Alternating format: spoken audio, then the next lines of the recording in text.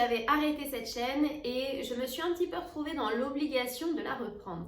Vous allez me dire, mais comment c'est possible? Tu as terminé ton tri. Tout simplement, d'ici quelques mois, nous allons accueillir un nouvel invité. Et qui dit nouvel habitant de cet appartement dit j'ai besoin de place. Autant vous dire qu'on avait déjà bien galéré la première fois pour faire le tri, pour faire suffisamment d'espace pour 3 personnes plus un chien. Maintenant il va falloir 3 personnes, un chien et un bébé. Dans cette vidéo du coup on va attaquer 2 sujets. Premièrement, préparer l'arrivée d'un bébé sereinement. Donc, sans se prendre la tête, quels sont les essentiels à avoir, comment faire suffisamment d'espace, quelle quantité de vêtements préparer, tout ça on va le voir. Mais le sujet principal, ça sera de préparer un déménagement paisiblement. Avec un peu de chance, on va pouvoir enfin déménager de cet appartement. Donc on va tout de suite commencer cette partie, comment préparer son déménagement. Déménager paisiblement, pour la plupart d'entre nous, franchement, c'est une plaie. C'est un enfer, il faut penser à tout, mais je vous ai mis au point une petite to-do list pour comprendre quels sont les points essentiels pour pouvoir déménager le plus apaisé possible. On va pas dire que ça va être une partie de plaisir, mais au moins vous avez les clés pour le faire le plus calmement possible, surtout quand vous avez des enfants, vous savez à quel point c'est un enfer. On va partir du principe que vraiment vous vous préparez à déménager, vous ne savez pas du tout par où commencer, c'est parti. Premièrement, il faut faire la liste de vos priorités. Donc ça comprend le nombre de chambres, si vous voulez une baignoire, étage élevé ou rez-de-chaussée, jardin, terrasse, bref, tout ça, il faut vraiment que vous le notiez en fonction de vos priorités maximum. Parce qu'on va pas se mentir, la plupart du temps, on ne trouve jamais l'appartement parfait. Nous, dans notre cas, c'est un appartement fonctionnel, sain.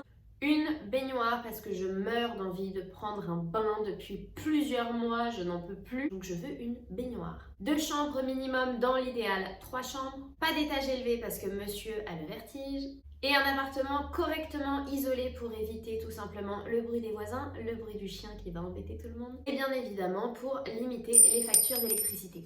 Une fois que vous avez établi ces priorités, il faut aussi bien évidemment établir le budget.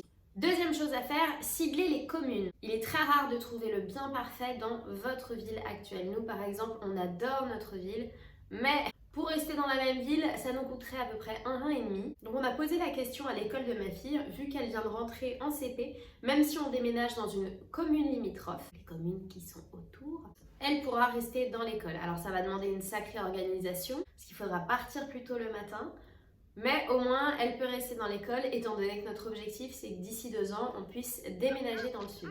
Une fois que vous avez sélectionné les différentes communes, très important, allez faire un tour dans le quartier. De temps en temps, on a des a priori sur certaines villes, alors que finalement, c'est un coup de cœur assuré. Troisième partie très importante, vous faire connaître auprès des agences immobilières et commencer à mettre des alertes sur les sites internet.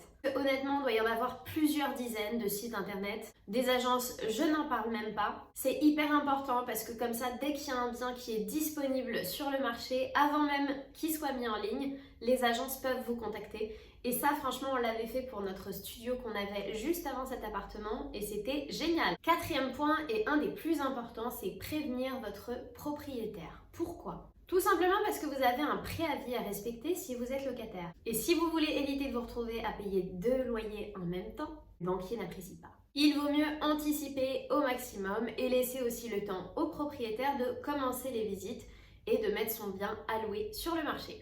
Cinquième étape, et celle-là c'est la meilleure, c'est visiter et trouver votre appartement ou votre maison. Allez-y avec un dossier complet, avec un maître. N'oubliez surtout pas de regarder les détails parce que nous, c'est pas ce qu'on avait fait dans cet appartement et je vous déconseille de faire les mêmes bêtises que nous.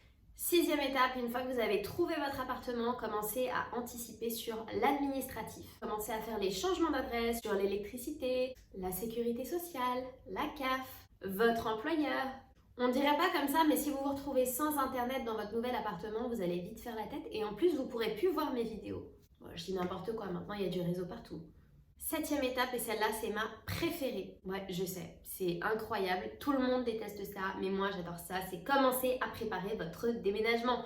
Donc concrètement, commencez à faire des cartons. Ne vous inquiétez pas, je vous ferai une vidéo beaucoup plus détaillée sur cette étape. Comment est-ce qu'on s'organise? Comment est-ce qu'on fait pour que ça ne soit pas le bazar d'un coup dans toute la maison? Gardez vraiment l'essentiel auprès de nous. Comment on fait? Alissa aura la solution.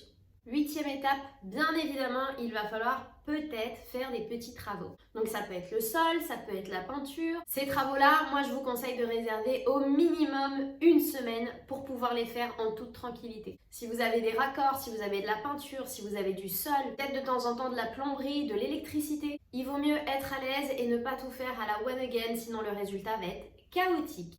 Et enfin, la libération pour la 9e étape, c'est-à-dire tout simplement votre jour J, le jour du déménagement. J'aimerais vous dire que ça sera un jour facile, non, malheureusement. Dans mon cas, je m'en sors plutôt bien, je vais pas porter grand chose. Si vous voulez une super technique pour éviter votre emménagement, je vous conseille d'accoucher le jour J. Ça a marché pour moi, bon, tout le monde m'en veut. Aujourd'hui, beaucoup me demandent du coup de prévoir mon déménagement en avance pour ne pas se faire arnaquer. Donc je crois que celui-là, je vais être obligée d'y participer. Normalement, vous avez toutes les bases pour prévoir votre déménagement. Mais ne vous inquiétez pas, on reviendra là-dessus dans toutes les prochaines vidéos qui vont arriver. Maintenant qu'on a vu comment déménager le plus paisiblement possible, on va s'attaquer à une question existentielle qui touche quand même la plupart des familles. Comment se préparer à accueillir un bébé? Dans notre cas, on a déjà de l'expérience, on a déjà eu une petite fille, donc on sait à peu près ce qu'il nous faut, ce qu'il nous faut pas. Mais c'est quand même un grand changement parce qu'on passe de 3 à 4, 5 si vous voulez compter le chien. Je pense que la plupart des parents seront d'accord avec moi, mais la parentalité, c'est aussi une partie de sacrifice. Dans notre cas, à nous, ça va être un sacrifice matériel, c'est-à-dire que bien évidemment, on va perdre de la place, on va perdre de l'espace de rangement. Mais c'est aussi l'occasion de trouver plein d'astuces, plein de tips que je vous mettrai, ne vous inquiétez pas, dans les prochaines vidéos. Ce que je vous conseille également, c'est de faire un tableau avec tout le matériel de puériculture dont vous aurez besoin. Vous avez plein de sites internet aujourd'hui qui vous conseillent, puisqu'il y a plein de produits qui sont proposés. Il y en a plein, très honnêtement, qui ne sont absolument pas utiles. Vos proches également vont vous demander une liste de naissance et la liste des vêtements. Nous, par exemple, pour notre fille, on s'est complètement planté. On a vraiment acheté beaucoup trop de vêtements. Aujourd'hui encore, j'ai des affaires qui sont neuves pour petite fille. Pas de bol, c'est un garçon. Je pense que je vous préparerai ça pour la prochaine vidéo, vous montrer exactement comment s'organiser en termes d'achat. Et comme je pense toujours au pire, parce que là depuis tout à l'heure je vous parle de déménagement, ça se trouve on ne pourra pas déménager, on ne trouvera pas d'appartement à temps. Plan B. Toujours préparer un plan B, surtout quand vous avez des enfants. Donc là, dans notre cas, le plan B, c'est tout simplement de se dire, on ne déménage pas et on se retrouve à 4 dans cet appartement. Bien évidemment, l'objectif, c'est que ça n'arrive pas. Parce que déjà qu'on est serré dans celui-là, si on se retrouve à 4, c'est le bordel assuré. Mais avec un peu d'organisation, ça peut le faire pour quelques mois. Parce que vous l'avez compris, mes proches ne veulent absolument pas m'aider à déménager à la dernière minute.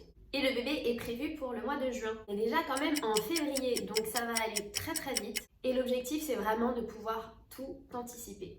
Du coup, vous l'aurez compris, les prochaines vidéos vont tout simplement tourner autour de l'arrivée d'un bébé, la préparation d'un déménagement ou pas. Donc je vous montrerai au fur et à mesure quelles sont les solutions que nous avons trouvées. Et bien évidemment, je vous montrerai la semaine prochaine une petite mise à jour de l'appartement parce que ça fait quand même pas mal de temps que vous l'avez pas vu. Donc on va réattaquer le tri, on va réattaquer le grand ménage, peut-être un petit peu de peinture, je suis en train de voir si je suis motivée ou pas. Non, en fait, on va faire de la peinture. Cette vidéo est maintenant terminée. J'espère qu'elle vous a plu, que vous êtes content quand même de me retrouver, parce que moi, franchement, ça me fait super plaisir de reprendre ces vidéos. Vous pouvez me retrouver aussi sur Instagram. Likez et abonnez-vous si vous avez apprécié. Et on se retrouve la semaine prochaine pour une nouvelle vidéo.